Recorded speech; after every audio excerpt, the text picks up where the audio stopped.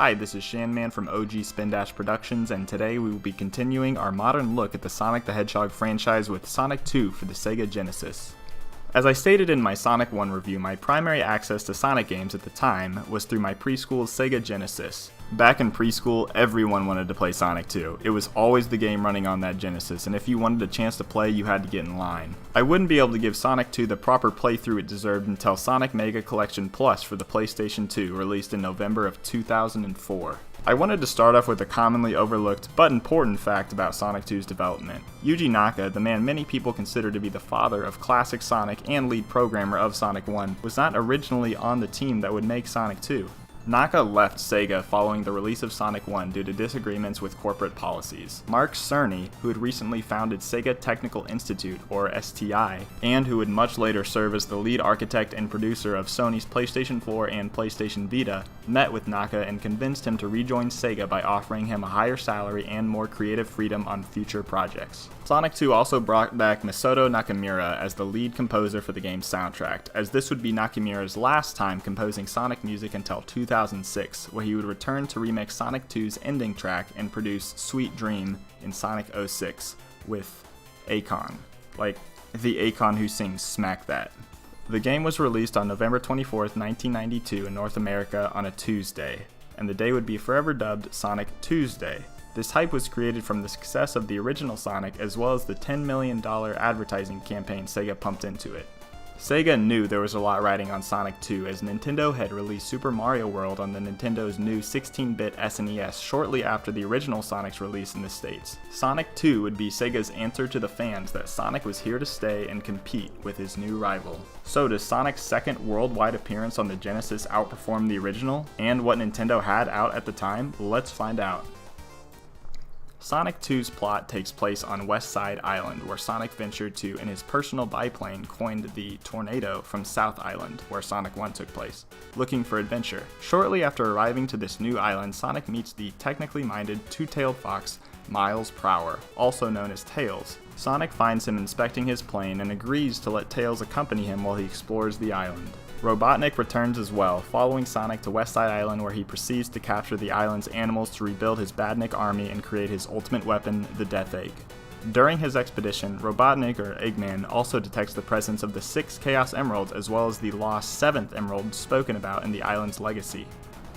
I guess Sonic shipped the 6 emeralds he got in the last game away, or you can just believe that the emeralds behave like the Dragon Balls and scatter away when all are collected, but who knows, believe what you want. It's a game about a blue hedgehog running around. Tails fills the role of sidekick to Sonic as the two learn of Robotnik's plot and venture through West Island to liberate the captured animals and put a stop to the Death Egg in space, where Sonic defeats Robotnik's final machine and is saved by Tails piloting the Tornado. And not to mention would be dead without Tails because it's like a 1,000,000-foot drop. Unless you have Super Sonic at that point, then I guess he didn't really need Tails.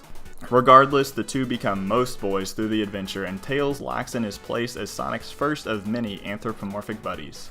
I think the plot of Sonic 2 is great. It's simple and told effectively enough with what the Genesis could do. Unfortunately, the entire prologue with Sonic meeting Tails is told through the game's manual, like many games did back in the day. But I do wish we could have had a short scene at the start like there would be in Sonic 3, but I don't think Sega wanted to lose that press start and immediately start playing feature. As far as the latter half of the game, we get 2 great sequences where Sonic boards the Death Egg and departs from the Death Egg, not to mention the monochrome slideshow of Tails boarding the Tornado with Nakamura's ending theme playing. So now that we've talked about the story, let's talk about how the game plays. The player now has the ability to play as Sonic, Tails, or Sonic with Tails tagging behind. Tails is simply a sprite swap with Sonic. They control the same, and Tails can only fly when you play as the duo and Tails needs to be brought back to the screen. You do have the option to plug in a second controller and have a buddy control Tails, but since the camera only follows Sonic, it's kind of a neutered experience. There are a few more changes where choosing Tails might seem like a less attractive option, but we'll get to them. I didn't speak much about how controlling Sonic felt in my previous review, as Sonic 1's levels had such a bipolar design. Much of Sonic 1 had the player switching between 2 gears on how to play the game, slow for platforming and fast for when there was a decent amount of ground or downhill slope to build up speed. Not only is Sonic 2's level design much more consistent, but the game introduces the almighty spin dash, also this channel's namesake. Just hold down, mash A, and release for instant speed. Having the ability allowed Sonic 2 to have its crazy loop-de-loop level design. The Sonic sprite is now more of an azure blue and not so much turquoise, and he feels like he lost a little weight as he gets off the ground a little faster when jumping and accelerates a tiny bit faster too when running normally. I said that the level design is more consistent than 1's. 2's levels are by no means palette swaps of the same level. What I meant is that they all encourage speed throughout a majority of the level. Well, that is all zones except Metropolis Zone, the only zone in the game with 3 ungodly long acts and the most dickish badniks in the league. Well, I guess the music is sick and it's got those bumper deals from Casino Night and the whirly chain link tubes from Flying Battery. I guess Flying Battery got them from here, but still, worst level in the game.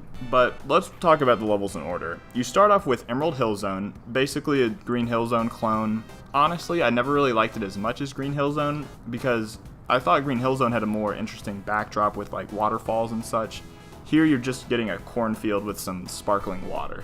But something that Emerald Hill Zone does offer that Green Hill does not is the ability to collect the Chaos Emeralds before arriving to Zone 2. Sonic 2's special stages are accessed via the sparkles that appear above a checkpoint post if Sonic has 50 or more rings. There are a total of 8 posts in both acts, 3 in Act 1, 5 in Act 2. Plus, all of the stage's rings reset after completing or failing a special stage. Special stages now have Sonic and or Tails running on a 3D half-pipe where the goal is to collect enough rings in 2 segments where doing so will reward the player with one of the 7 Chaos Emeralds. The stages get more difficult as you proceed and you'll eventually find bomb obstacles littered through the whole stage. I mentioned earlier that choosing the duo of Sonic and Tails might not be the most attractive option for a first-time player. The reason being is that the amount of required rings to beat the special stage goes up, and both characters have separate ring counts. If one hits a bomb, the character loses 10 rings.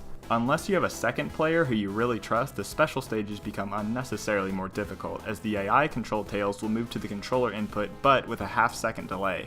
While he might be picking up extra rings, there's also the possibility that he hits a bomb and costs you the emerald. If you do choose to collect all 7 emeralds, you're rewarded with the ability to play as Super Sonic, where your speed and jump height is doubled, and you're invincible to everything, save for being crushed. This is at the cost of a 1 per second draining ring count, so make sure you stay on the lookout while in super form. Collecting the emeralds in a Tails only playthrough only yields bragging rights, as there is no Super Tails here.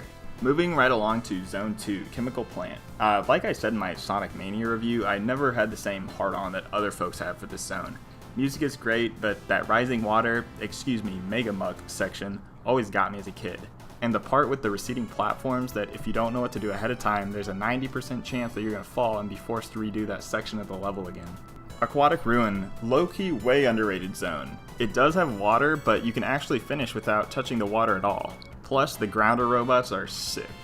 Casino Night Zone. This is my favorite zone of the game and would easily crack my top 10 zones of all Sonic games. When I think of Sonic 2, the first thing I think of is Sonic bouncing around in Casino Night. I mean, putting Sonic in a casino that's also a pinball table, whoever thought of that, I would personally write a letter of rec any day of the week. Not that it would mean much, I'm sure you're doing well for yourself, but seriously, this level inspired several other casino levels in future Sonic games and an entire Sonic game itself. Hilltop Zone. This zone is good in my book. It's got hella slopes, vine gondolas, and badniks that don't suck. Plus, the music shows how diverse of a music library the Genesis' sound chip allowed for. The organ synth reminds me of the Spyro the Dragon soundtrack, and that harmonica is just fire. Mystic Cave Zone. Elephant in the room regarding this zone is the bottomless spike pit that is inescapable if you fall in as Super Sonic and your only choice is to wait for your draining ring count to reach 0 until you die. Other than that, it's a good time and I really wish it was brought back in Generations as a 3D level, as it's really unique and spooky feeling for the franchise. Oil Ocean Zone. This one you won't fall in love with instantly, but give it time. I love the scrolling factory in the background and the fact that it takes place in the afternoon with an orange sky. Be careful not to be crushed by the green sewer lids, and it should be an easy go. Metropolis Zone. We already talked about it. If you made it this far, just grit your teeth and be ready for a grind and the out of nowhere third act. And Prey Mantis Badniks. Next up is Sky Chase Zone. Act 1 is a short auto-scroll section on the tornado where you're still allowed to spin dash and not die. Also, I try not to kill the badniks because if you free the animals, they just fall to earth and die. Speaking of which, Act 2, falling to your death is very possible. Take it a little slower and trust the level design. Also, the music track is 10 out of 10 perfect for the build up to the next zone. Death Egg Zone. There is no level to run through, there are no rings. It's 2 back-to-back bosses. 1 hit and it's over. I seriously can't imagine the amount of sweat on the controllers of those who played this on the Genesis for the first time with no saves. The first boss is the OG Metal Sonic, Silver Sonic. First time players will struggle, but once you learn his pattern and the sweet spot to hit him, he should be no problem. After is Sonic 2's final boss, Dr. Robotnik's Giant Mech, as it's called according to Sonic Retro. Pretty lame name compared to Silver Sonic. This boss requires patience and precision. Every time you jump to hit him, your butthole is going to clench in fear of hitting his spike arms. This mother takes 12 hits, but once it's over, you feel like you just beat a boss from Dark Souls. All in all, the zone progression and difficulty of Sonic 2 is done very well, apart from Metropolis Zone Act 3. The first few levels are gimmies, and slowly the game does ramp up in difficulty, but with one final bump at the end, which I think is how it should be.